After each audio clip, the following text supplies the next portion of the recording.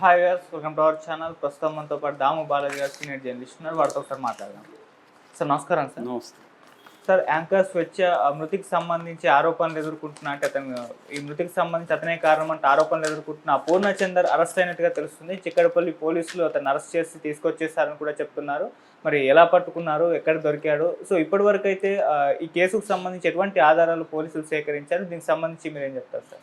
యాక్చువల్గా ఈ అమ్మాయి జవహర్ నగర్లో ఊరేసుకుని చనిపోయింది కాబట్టి స్వేచ్ఛ అక్కడ అది చిక్కడపల్లి పరిధిలోకి వస్తుంది. అందుకని చిక్కడపల్లి పరిధిలో పోలీసులు ఆ రోజు రాత్రి అరౌండ్ 9:20కి అట్లా వచ్చి బాడీని తీసుకెళ్లారు.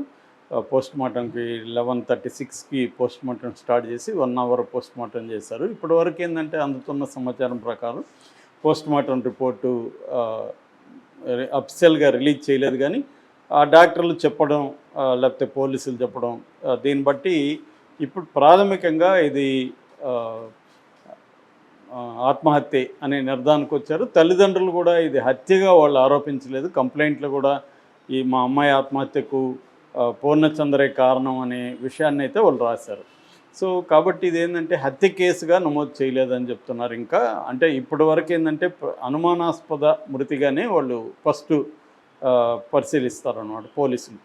ప్రాథమిక ఆధారాలు ఇంకా పెరిగే కొద్దీ అది అనుమానాస్పదం నుంచి హత్య లేకపోతే ఆత్మహత్య అనేది నిర్ధారిస్తారు. దీనికి ప్రధానంగా ఏంటంటే ఒకటి పోస్ట్ మార్టం రిపోర్టు, రెండోది సర్కమ్స్టాన్షియల్ ఎవిడెన్స్ అంటారు. అంటే పరిస్థితి అక్కడ ఫోన్ కావచ్చు, లేకపోతే వీళ్ళిద్దరి మధ్య సంభాషణలు కావచ్చు, చాటింగ్ కావచ్చు, లేకపోతే చుట్టుపక్కల ఉన్న వాళ్ళ ఇది కావచ్చు, దీంట్లో ఇన్వాల్వ్ అయినా అంటే ఆ పాప అరణ్య అంటారు, ఆ పాప కావచ్చు, లేకపోతే తల్లిదండ్రులు కావచ్చు, బంధువులు కావచ్చు, ఈ కొలీగ్స్ కావచ్చు, మ్యాక్సిమం వీళ్ళందరిని విచారించి సర్కమ్స్టాన్షియల్ ఎవిడెన్సు, తర్వాత మెటీరియల్ ఎవిడెన్సు ఇవన్నీ చూసుకొని అట్లాగే FSL report, forensic science lab report ఇవన్నీ చూసుకొని చేస్తారు. మామూలుగా అయితే ఏంటంటే సైంటిఫిక్ క్రైమ్ సీన్ ఇన్వెస్టిగేషన్ ఎలా ఉంటుంది, చనిపోయినప్పుడే ఫోరెన్సిక్ ల్యాబ్ వాళ్ళు అక్కడికి వెళ్ళాలి, ఆ బాడీని అక్కడే ఉంచి మిగతా అన్నీ కలెక్ట్ చేయాలి, అక్కడ వేలుముద్రలు అక్కడ ఇంకేమున్నాయి ఇవన్నీ చేయాలి. కానీ మనకేంటంటే చాలా చోట్ల జరగట్లేదు. ఆ తర్వాత ఎప్పుడో చేస్తున్నారు, ఈ లోపల క్రైమ్ సీన్ రూయిన్ అయిపోతుంది, ఇలాంటి ప్రాబ్లమ్స్ ఉన్నాయి మనకి ఇంకా. ఎందుకంటే ప్రతి పోలీస్ స్టేషన్కి ఒక ఫోరెన్సిక్ పర్సను లేకపోతే ఒక సైబర్ క్రైము యూనిట్ ఇలాగ చేయాలని బిఎన్ఎస్ భారతీయ న్యాయ సంహితకు సంబంధించిన దీంట్లో ఉంది. బట్ అది 5 ఏళ్ళు పెట్టుకున్నారు, 5 ఏళ్లలో చేయాలని, ఎందుకంటే అది బిగ్ టాస్క్ కాబట్టి. సో దానివల్ల ఏమవుతుందంటే ఎక్కడో ఫోరెన్సిక్ సైన్స్ ల్యాబ్కి పంపించాలి, వాళ్ళకి ప్రెజర్ ఉంటుంది, అది 1 మంత్ 2 మంత్స్ పడుతుంది, ఇది ఇట్లాంటి ప్రాబ్లమ్స్ ఉంటాయన్నమాట. సో అందుకని ఇప్పుడు ఏంటంటే అనుమానిత మృతిగా నమోదు చేసుకున్నారు.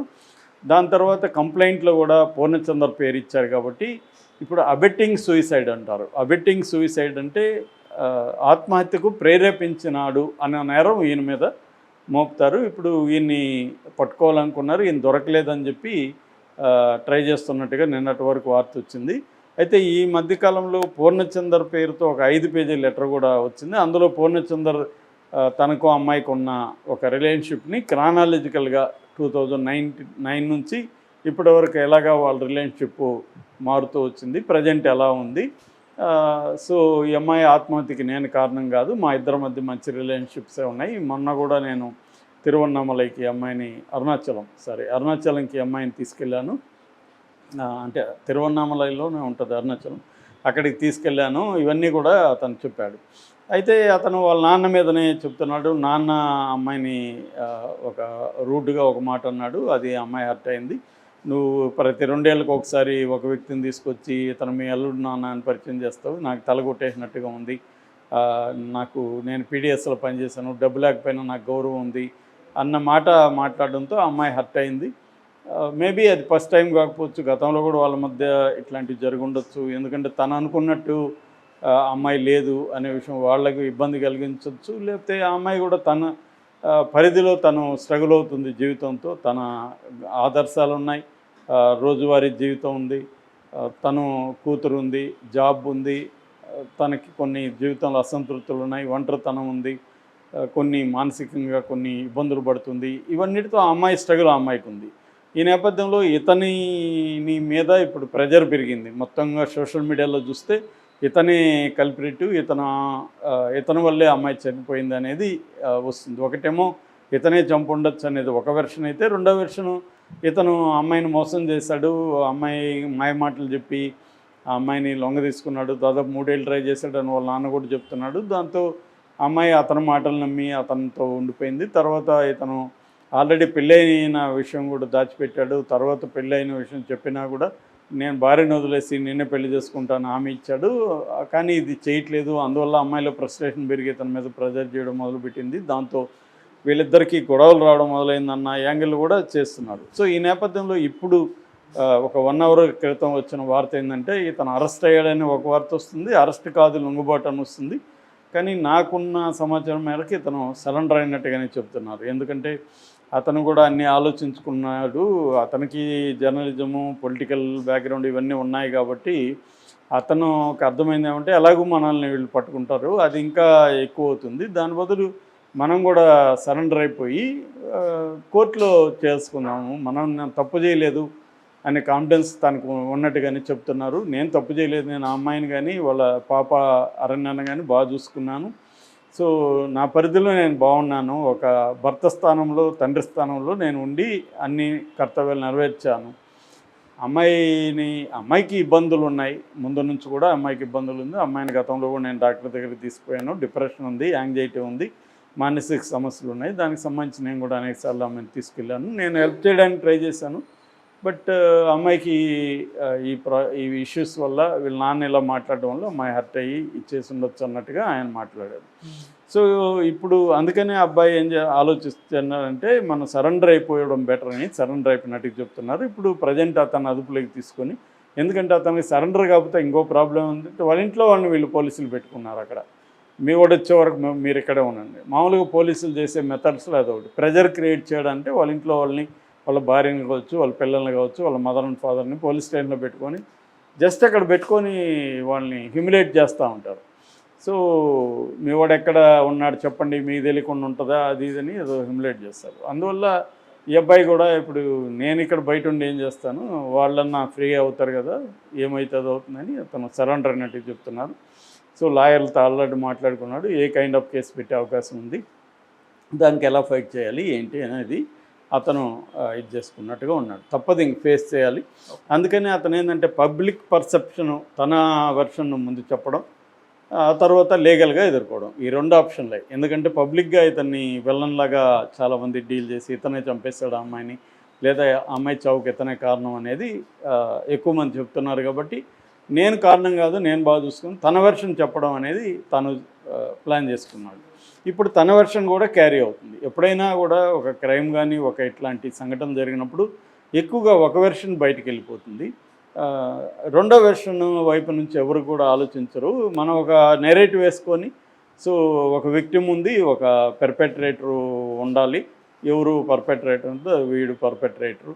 మరి అంత ఘోరంగా హింసించేవాడైతే ఈ 2009 నుంచి అబ్బాయి తెలిసినప్పుడు అమ్మాయికి పెళ్ళయిందని తెలుసనే కొలీగ్స్ వాళ్ళందరూ చెప్తున్నారు. కొంతమంది పెళ్ళైనోడితో ఎందుకమ్మను అని సలహాలు కూడా ఇచ్చామని కూడా చెప్తున్నారు. బట్ అమ్మాయి కాన్ఫిడెంట్గా మా ఇద్దరికి కుదిరింది, నాకు అతను అంటే ఇష్టం, అతను నేనంటే ఇష్టం, పెళ్ళి అయ్యుండొచ్చు అన్న యాంగిల్లో అమ్మాయి సొంతంగా వెళ్ళింది. అమ్మాయికి ఉన్న ఆప్షన్స్లో అమ్మాయికి ఇది బెటర్ అనిపించి ఉండొచ్చు. సో తనకు ఒక అండ కావాలి, తనకు ఒక తోడు కావాలి అన్నట్టుగా అబ్బాయితో ఉంది. అబ్బాయి కూడా తన దాచిపెట్టి మోసం చేయలేదని చెప్తున్నారు మిగతా వాళ్ళు కూడా. సో అబ్బాయి నాకు పెళ్లి కాలేదని దాచిపెట్టే ఛాన్స్ కూడా లేదు, ఎందుకంటే కొలీగ్ కదా, 2009 నుంచి కొలీగ్ అంటే ఈ అమ్మాయికి తెలియకుండా పోయే ప్రసక్తి కూడా లేదు. సో మేబీ అబ్బాయి నేను విడాకులు ఇస్తానని ఏమైనా హామీ ఇచ్చాడా, అది ఇవ్వలేకపోయాడా అనేది తెలియదు మనకి, అది ఒకటి ప్రూవ్ కావాల్సి ఉంది. రెండోది ఎంఐ ఫోను అవన్నీ కూడా తీసుకున్నారు, ల్యాప్టాప్ ఈఎంఐకి సంబంధించిన వస్తువులు కూడా తీసుకున్నారు వాళ్ళు. దాంట్లో కూడా వాళ్ళు కాల్ డేటా అవన్నీ తీసుకుంటారు. ఈఎంఐ ఈ అబ్బాయితో చాటింగ్ ఏం చేసింది, ఏమన్నా ఈ అబ్బాయి హర్టింగ్గా మాట్లాడా, అవన్నీ కూడా వాళ్ళు చూస్తారు. అంటే ఈ అబెట్టింగ్ సూసైడ్, ఆత్మహత్యకి ప్రేరేపించాడు అన్నది ప్రూవ్ చేయాలి. కంప్లైంట్లో ఉంది, కంప్లైంట్ దాన్ని పోలీసులు ఏం చేస్తారు, ముందు ప్రాథమిక సమాచారం ఉందా, ఇతను రోల్ ఉందా లేదా అనేది ప్రూవ్ చేయాలి. ఇప్పుడు ఈ తండ్రి మాట్లాడాడని ఈ అబ్బాయి ఆరోపిస్తున్నాడు, దానికి ఏం ప్రూఫ్ లేదు. తండ్రి మాట్లాడి ఇతను అంటున్నాడు, దానికి ప్రూఫ్ ఏముంటుంది? ఆ అమ్మాయి చెప్పాలి, అమ్మాయి లేదు కాబట్టి అది ప్రూఫ్ ఏం లేదు. కాబట్టి తండ్రి మీదకి ఈ కేసు రాదు, ఈ అబ్బాయి మీదకి వస్తుంది. ఎందుకంటే ఈ అబ్బాయి ఆ అమ్మాయితో లైవ్ ఇన్ రిలేషన్షిప్లో ఉన్నాడు కాబట్టి ఈ అబ్బాయి మీదకైతే వస్తుంది. దీనికి ఇప్పుడు ప్రాథమిక ఆధారాలని ప్రజెంట్ చేయాల్సి ఉంటుంది. వీళ్ళు కూడా తల్లిదండ్రులు ఆరోపిస్తే సరిపోదు, వీళ్ళ వైపు నుంచి కూడా కన్స్ట్రక్ట్ చేయాలి, మిగతా వాళ్ళ సాక్షులు తీసుకురావాలి. కూతురు కూడా నాకు ఇష్టం లేదు అతనంటే, ముందు మా అమ్మకి చెప్పానని చెప్తుంది. ఇవన్నీ చెప్పాలి. ఇది మనుషుల సాక్ష్యం. దాంతోపాటు మెటీరియల్ ఎవిడెన్స్ కూడా ఉండాలి. రేపు కోర్టులో